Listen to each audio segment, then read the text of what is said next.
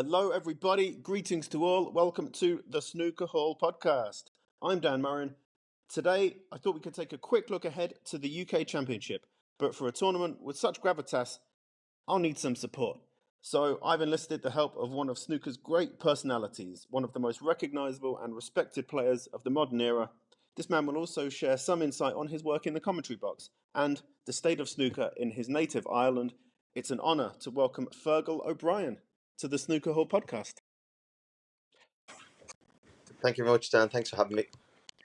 Before we speak about the commentary, I was interested in how you got into snooker in the first place, your journey to becoming a player before we move on to the commentary. Who was your inspiration? Who did you play with? Who supported you? That kind of thing. Yeah, well, I first started playing when I was 7. I got a very small table for Christmas. And then the following year when I was 8, my grandparents got me an 8x4 table, which seemed massive at the time. So I was playing in that day and night. And about 12 or so started going to the club with my dad. And I'd say from about 14 was when I wanted to become a professional. And certainly the first person I remember watching playing was Ray Reardon in the old World Cup he used to be. But obviously my hero as a kid was Alex Higgins. So I remember when he obviously won in 1982. It was made up. It was brilliant. Yeah. And is there any famous names that we would know who you played with when you were starting out? I suppose when I was played juniors, I played under 16 team. And actually Joe Delaney was on the team. He ended up obviously being a professional for years as well. So when I was under 16, because I was a bit of a late bloomer, because Joe Delaney and the other guy were they were in the final of the under 16 championship. So I was like number 3 on the team back then, but things worked out okay. Joe Delaney, he played at the Crucible when you were. He did, yeah. 2000, yeah. Great guy, great character as well. He super talented. Joe, like when he was 14 or so, he was playing shots I wasn't playing till I was 17 or 18. Super talented and great guy, very popular guy. And at the moment, you hung up your cue, but you're doing a lot of commentary work at the moment. What can you tell us about how that got started? Yeah, I just basically got in touch with Eurosport, was just inquiring. Obviously I knew over the years as a journalist Dave Hendon and Phil Yates, whatever. So just made inquiry. So managed to do. I did a little piece for the qualifiers for the Worlds a couple of years ago, and then obviously last season, then ended up doing most of the Chinese tournaments as well. So that was brilliant. So I really loved doing that. So that's been fantastic, because obviously playing is, I knew at the time playing was the best thing, and I haven't changed my mind. But by far the two next best things are commentary and coaching, and I've been very fortunate to do both. So long may that continue. Well, it was a question I wanted to ask maybe a little bit later, but does it make you miss the thrill of the competition, the thrill of the battle? Funny, if not too much now. Actually, kind of retirement or not playing hasn't been the big wrench that I thought it was going to be. Because certainly a few years ago, even the mere thought of it, if you even mentioned retirement, I'd get annoyed with you. And kind of, those friends of mine I know, only subsequently, they were kind of worried a bit for me, thinking that like when this lad retires, he could go into a dark place because he loves playing snooker so much. But probably there's just been that nice transition. Started doing a bit of coaching and also then the commentary, so I haven't really missed it. And even like I'm over here now at the qualifiers for the UK Championship, and I'm really enjoying it. But I'm not really hankering to play, which I suppose is a good thing. Yeah, I know. I've listened to many sports people, and I listened to a rugby podcast, and one of the players said when he quit, the main thing for him wasn't the competition; it was actually the camaraderie between his teammates. But for a solo sport, I guess it's different. Yeah, I wouldn't have always been the most sociable of players really anyway. I was always very much kind of doing my own thing. I kind of missed the routine a bit of the practice. I love practicing. So that routine of being at the club for 9:30, getting the table ready, playing for 10 till 1, an hour's lunch, and play from 2 till 5, gone home. I love that. But again, that's a kind of remind myself I can still practice as such, and obviously there's times in the club where I still play. If somebody's maybe coming for coaching 12 o'clock to the club, I might be there for 10, half 10. So I might still have an hour or two myself just to kind of keep my hand in, because obviously it helps with the coaching if you can then literally take the cue out of their hand and demonstrate a little piece. But plus, I also enjoy playing. I've done one or two exhibitions as well, which has kind of kept my hand in, give me a reason for playing, because it's possible if I go a few months without picking up a cue, I may never pick it back up, But it's definitely, it definitely helps, because obviously the longer you leave it, the worse you'll be. So, but no, the transitions went well, thank God. And well, I suppose talking about it in the commentary box is different to playing it. You know, it's theory and practice, I guess, the difference between the two. But given your experience as a player, does that make it harder to call it as you see it, or does an inherent bias, an unconscious bias, come into the commentary? And how hard is it to fight that? Whether that be something you know about the player, or what a player should do, what they shouldn't do. How hard is it to remain completely impartial in terms of your thought?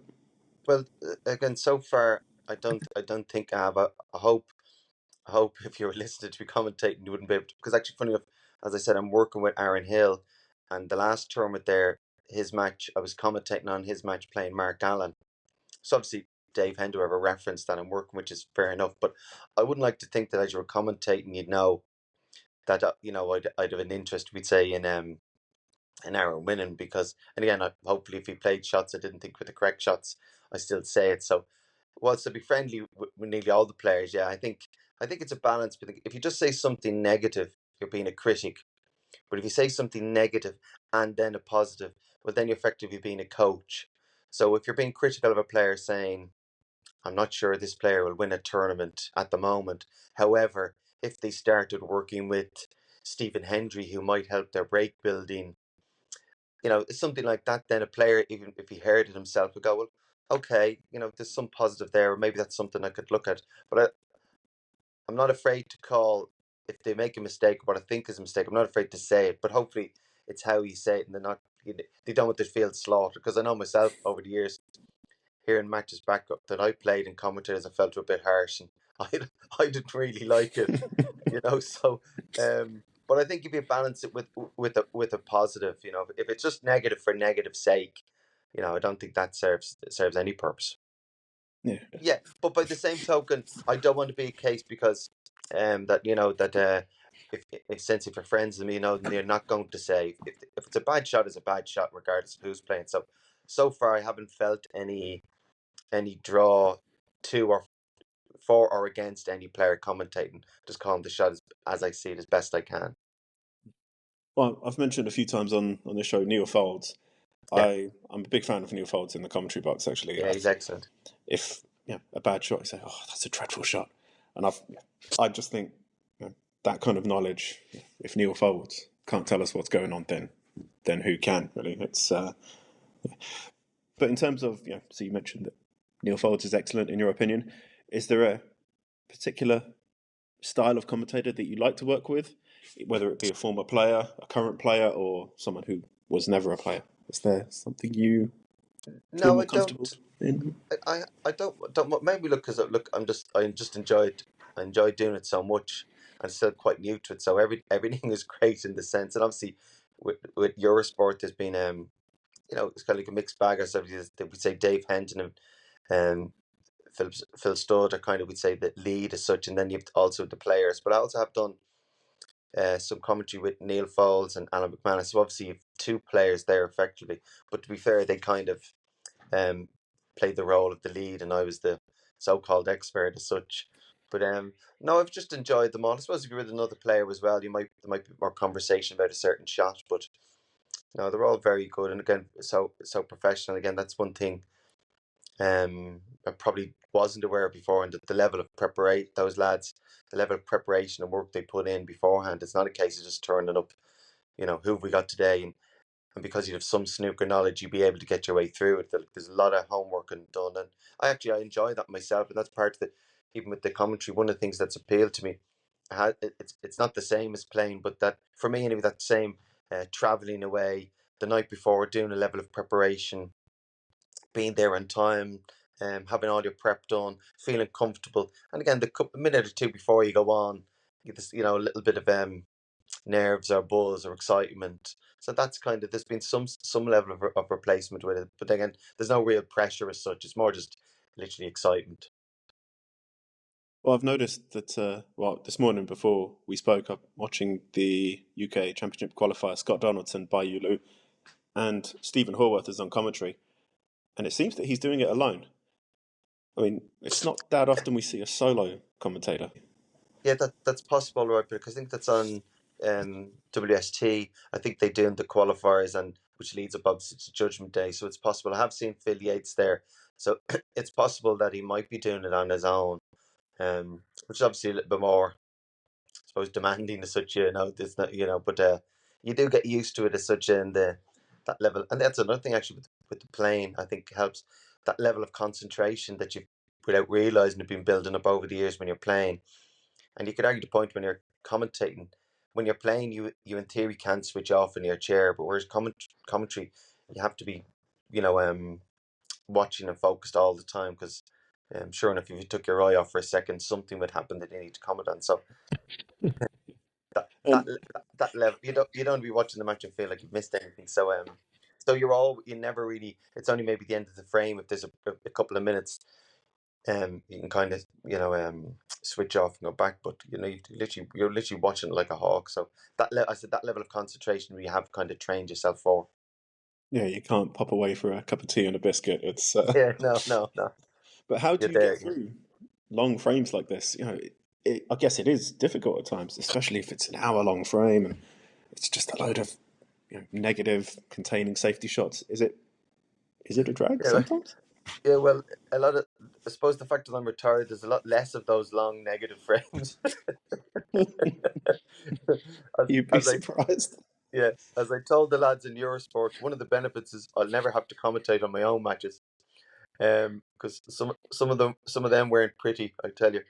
But no, you just get used to it again. And I suppose maybe if a frame is dragging out, that's where you might bring in some other little piece of information that you might know. Maybe it might be a story that if I practiced with them, or they're working with a new coach, or they've changed their cue or something. You can go on a slight little tangent. Obviously, if they're in amongst the balls and the game is live as such, you don't want to be talking um, about something else, because obviously, firstly you're there to commentate on what is happening. But you know what, as I said, maybe my experiences or knowledge, you'd find something else to talk about, or maybe they might have played a certain shot which might lead a little discussion, maybe a little about technique. So if they're looking at a shot for a minute or two, you have a little piece to mention, or maybe a bit of a discussion with the other commentator about, something might come up like, and who do you think's the best player never to have won the world title or something, So, but as and when you need them, you can talk about, because I think people kind of like that as well. And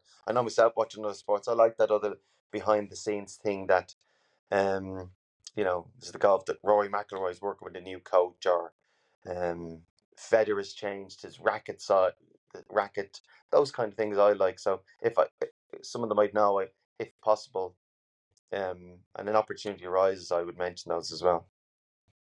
And you mentioned maybe if someone is working with a new coach, you're at the UK Championship qualifiers. Are you able to tell us why you're there? Yeah, this season, it's no big secret. This season, I've started working with Aaron Hill. So obviously, since I retired, and then Aaron on the tour and making great progress. So I just kind of felt, hopefully, I could help with my experience of not just maybe obviously the playing, but also being on tour and all that entails. So I was over earlier this season, a couple of qualifiers, and then that's what I heard at the UK Championship as well. So we won his first match yesterday, so he plays again Yep, today. So I saw that. Yeah. And who is the opponent today? he's playing Matt Selt. Oh, Marcel. Oh, Yeah, so that'd it's be a a good tough game game. actually. Yeah, Yeah, Marcel's tough a game. decent That's player. a good player. So you're doing some coaching, you're doing some commentary. How else are you involved in snooker at the moment? Well, obviously it's with Aaron, but apart from that, I've been actually very busy with coaching back home in Dublin. Or well, my club is in Selbridge and Kildare, where I do the coaching. But yeah, I've been very busy with that. Nearly 100 people I've probably coached the last couple of years. Some of them quite regular, um, and then others maybe just like literally starting off. Want to put 3 or 4 balls in a row. So I've literally been coaching from literally beginners. Like it was one day last week I coached an hour with a 10-year-old boy, and then the next hour was with a 72-year-old woman. So both of them were just starting off. So it's great like that just to, and then obviously there'll be other players, we say like amateur players and have made centuries looking to improve as well. So it depends. If you're just starting off, it's very technical to try and give them a base and a foundation and a cue action. And then obviously if they're, we say, making tons, that kind of thing, then it's going to be more tactical shot selection, positional play, because chances are they're at a level then when they can play the shots every bit as well as I can. But maybe obviously, and I had to be as professional, but maybe my standards and attention to detail and discipline was better. So you're trying to make a little bit of, get them more thinking like me or like a professional to slot in. But I've enjoyed all levels of coaching, so that's kept me very busy. And then I also started then coaching, doing some coaching for schools. So I had 6 different schools come to me as well in the morning just to literally introduce them to the game. And then in Celbridgell, I organised a junior tournament, an under-18 tournament. So 32 players from Ireland, 13 different counties they came from, travelled for the day. So that went really well. So, and that might have opened door for maybe, I've had people looking for more tournaments and amateur tournaments. So I've actually been very busy, which is good, because again, I would have feared the opposite when I was playing, that like literally like, what will I do when I'm not playing? But I've been busy, sometimes nearly a bit too busy, but it's all good. That's not a bad thing. That's not a Yeah, bad yeah, thing. exactly. Yeah. Yeah. I spoke to Finn Ruan recently from the Oh yeah, great. Yeah. Crossstones Snooker Club, and in terms of, well, I suppose the youth game in Ireland, he said that there is always a passion for the sport in Ireland, but over the last few years there haven't been as many young Irish players coming through the ranks. But tournaments like this, you think we might unearth a gem of a youngster? Yeah, exactly. Well, actually, one of the lads I'm coaching, Joe Shannon's his name. I've been coaching the last year and a half. Yeah, but he's actually in the shootout, because not everybody played in the shootout or enters at some wild cards. So fair play to World Snooker, they tend to pick some of the juniors, and the fact that Joe Shannon is Irish under 16 champion, he's getting to play the shootout. He actually plays Robert Milkins. That's a tough one. So I'll go over, because obviously Joe and Aaron are playing as well. But that's like fantastic for him. Like he's actually just gone 14 to be able to play in the shootout and everything that entails, the being around the venue, the practice, meeting people and all, and playing on TV, might be into it. Like stuff like that is invaluable. So that's fantastic. So yeah, I know. Obviously, only recently with that tournament, talking to Finn. Like I know Finn got super teenagers, but like he's doing great work as well with the coaching in his club, trying to get that. We need to get more people playing. Ideally, get more young people playing, and then when they're playing, give them a little bit more structure. Now, for the SBI and PJ Nolan over the years have been doing obviously great work, and there is a structure in place. There's plenty of under 14, 16, 18 tournaments, but we just need more people playing. And I was actually quite surprised, because I was kind of told nearly, look, you'll do well to get 16 players under 18. I said, sure, look, what if I do? If there is only 16 players, so be it. But I got 32. And to be honest, if I had another one in a couple of weeks, I'd probably be closer to 40, 50, because as a result of that, other people then got in touch, or other people in the club I've heard about are starting, or I've seen a couple of people maybe came from the schools. You could see they played a little bit of pool. They definitely potential. So that was really encouraging that there is that interest there. So more tournaments for them, and also more coaching. But and then obviously the likes of, to be fair to myself and Ken, I suppose even if you're a young player, well, you won't see me, but if you're myself and Ken, if you put on the telly and there's, even if they're from Ireland, you're watching a middle-aged man hitting a few balls around, playing safety in my case, it's probably not as appealing. But obviously, if we take the likes of Aaron, who's only 22, who's good to watch, good attacking player. If you're 13, 14, 15, you see him, you find he's from Ireland, from Cork, he plays the game real modern way. Yeah, that would entice you. Certainly, in an ideal world, Aaron, apart from himself and his family, but Aaron doing really well would definitely help bring on next people, because it's much more relatable, as I said, for his age and his style of game. But But that's not to say, obviously, the more experienced players have that knowledge to pass it on. But get more people playing, and then, but not just playing for the sake of it, as it, like Finn's doing with that kind of coaching and structure. But no, there's some green shoots I've seen, which is great to see. And again, others actually that came to the tournament kind of latched on and says, "Oh, that's great. I'll do the same. I'll have one of my tournaments." So you could find by the end of the season, might have 3 or 4 tournaments. And then other people got in touch with me within a few days to say, "Look, we'd love to have one of those tournaments in our club down the country." So there's potential maybe by next year, in addition to what the tournaments there is, maybe if there could be another 6 or 7 tournaments with sponsorship, it might be another pathway. Just get them playing. They can't have too many tournaments. That's the thing. Yeah. Obviously, you're not. I'm not going to. It's not a rival tour. I'm not trying to clash with what the National Association are doing. But if they have 15 tournaments a year, well, what's better than 15, 20 tournaments, 25? At least give them options and play different players and attract new people. So, and again, somebody from Cork mightn't necessarily want to go to Carlow to play a tournament, but if there's a club in Cork, they get a little taste of it. So you're just trying to create opportunities. Snowball effect. Yes, exactly.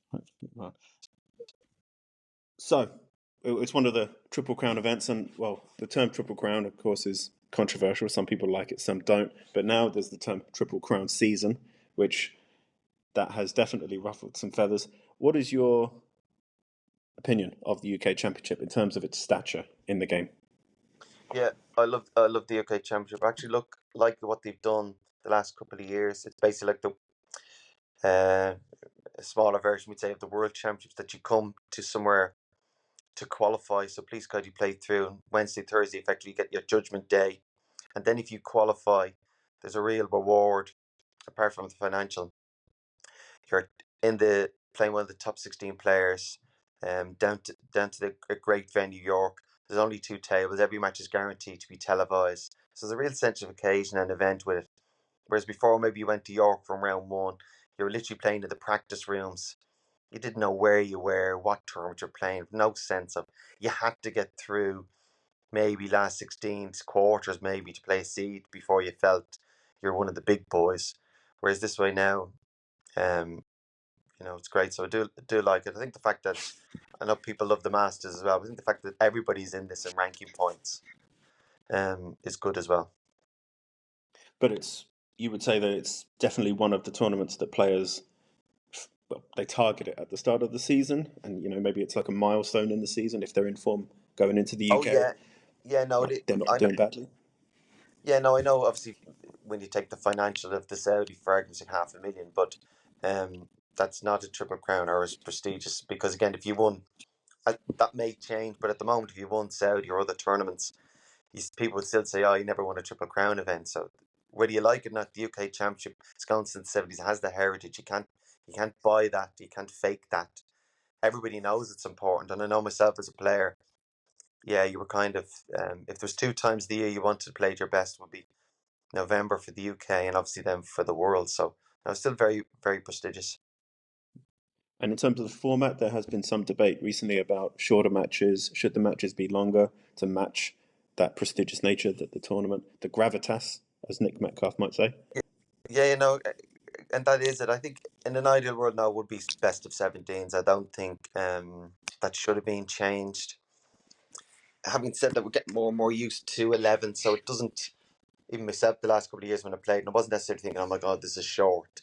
And again, the fact that there is best of sevens and maybe even the likes of the leagues is a bit shorter. Best of 11 still feels like a bit of a decent test. In theory, and even if you're 4-1 down potentially, but the fact that they have to get to 6, there's still a bit more work to do. So, yeah, again, myself, I'd like longer, prefer longer, but if I lost a best of 11, I'd have no complaints because that's long enough. There's enough body of work you can put into the match to kind of dictate it and beat somebody. But ideally, I think you would play 17, but I think that would probably just take too long, like to run the term logistic wise. So. Yeah, well, that's something I've become a lot more aware of speaking to a lot of people from different parts of the game. That, okay, it's all well and good saying, well, we should have a longer tournament, but how does that work? Logistics, the perfect word. It's Yeah, exactly. easier Because said than done. the UK runs straight into the shootout the week before, starts on Wednesday, which finishes on Saturdays to allow people on Sunday to travel to Edinburgh for the Scottish Open, and the week later they go to, I think, Leicester or Sheffield again for qualifiers, and then all of a sudden it's December 23rd. So, and they've come up. We've just finished the Champion of Champions and China, Northern Ireland. So I think the people that said it should be best of 17 no matter what, you'd have to compensate by saying, look, okay, it might only be best of 11, but look at the amount of other good tournaments we have for good money. So it more than compensates. But again, the UK Championship does have that title and prestige because it is one of the Triple Crowns. Before I ask you for your prediction on who's going to win, do you have any stand-up memories of the UK Championship in terms of maybe an outrageous fluke you saw in your favour or against you, wonderful break that you performed, or someone nailed you with a great break? Any standout moments for you in the UK Championship? I got to the quarterfinals a few times, but I do remember even the first time I played. Actually, the first time I played in the UK, it was a big thing. It was '93. I qualified. I remember actually back day you go to Blackpool for the summer, but I remember the draw came out, and I think there were maybe 4 matches, but the draw was done. So I remember telling my dad, "I've got Hendry in the UK." Like this before I played, so it was like I knew if I won 4 matches when I got to Preston, Guildhall, I would play Hendry, and I managed to get through. And again, Hendry early '93, like he was God effectively. But first time to play him again, 2 sessions. I lost 9-7. Actually played quite well, which was a good showing against him. So I remember that, and a couple of other good wins in the UK. I beat Ken. Won't be happy for saying, but I beat Ken from 7-3 down 9-7. Nice. And I was 7-2. I was 7-2 down to Matthew Stevens as well. Actually, Matthew Stevens, I remember years later, he said to me, and I wouldn't know, obviously I know Matthew, but I wouldn't been overly close to him over the years. But he said to me, my best win and my worst defeat was against you. And I said, I beat him from 7-2 in the UK to win 9-8. And in the World Championships, he beat me. I was 65 or so ahead with 67 on the table. And he ended up beat me on the black. And I remember that match well. I was sick. Gutting, Sick yeah. to lose. So again, it's funny of that because I wouldn't know, I wouldn't be that close with Matthew. But yet I'm inextricably linked with his playing career, good and bad. Well, yeah, I saw him play yesterday, and I spoke with Chris Hammer from Sporting Life yesterday, and we basically said Matthew Stevens, he could have been one of the greats, and that 2005 World Championship, I think, really hurt. The final, losing that to Sean Murphy, I think that hurt. Yeah, I don't know him personally, of course, but yeah, and I think again, that we're has just got to hurt. surmising. Yeah, because again, yeah, I do think again you're always reluctant, as I said, to be overly critical of players, but yeah, I think it's fair to say Matthew Stevens, for the talent and skill and bottle he had, he should have won more tournaments and should have won the world. So maybe the first one, I know he did lead with Mark Williams, but Mark Williams is still one of the top players. You could probably chalk that up to inexperience slightly, and you do see a lot of people lose their first world final and kind of learn, we'd say, and then for the second one, but the second one 10-6 up.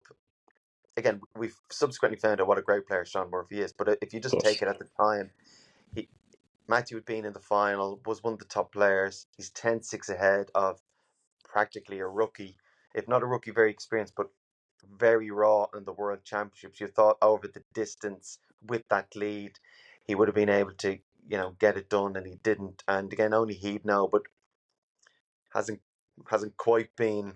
If you're doing a graph of his career, I don't think it's went up after that.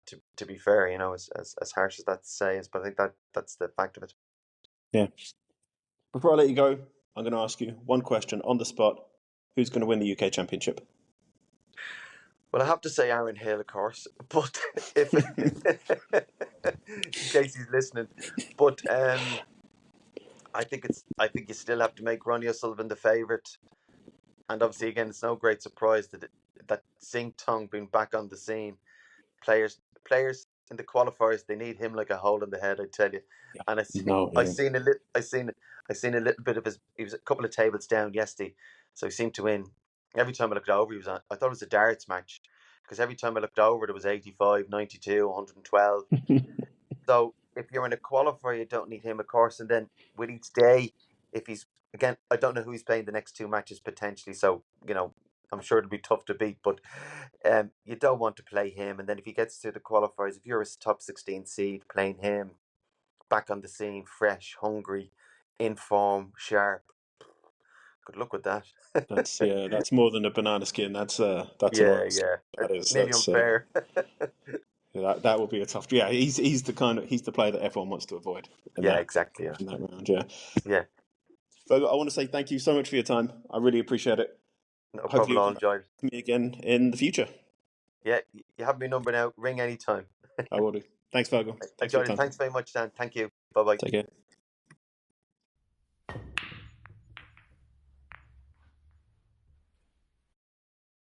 Many, many thanks to Fergal O'Brien for taking time out of his day to speak to us on the Snooker Hall podcast.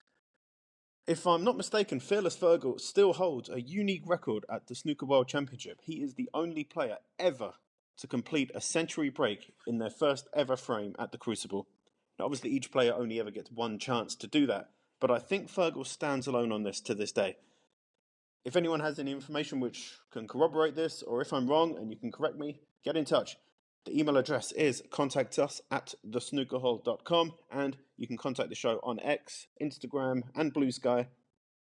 The handle is, for all platforms, at The Snooker Hall. The Snooker Hall podcast will return to look back at the UK Championship, and you can expect more fantastic guests on the show over the coming weeks and months. I hope you all have a blast watching that UK Championship. Thank you again for listening, and until next time, take care.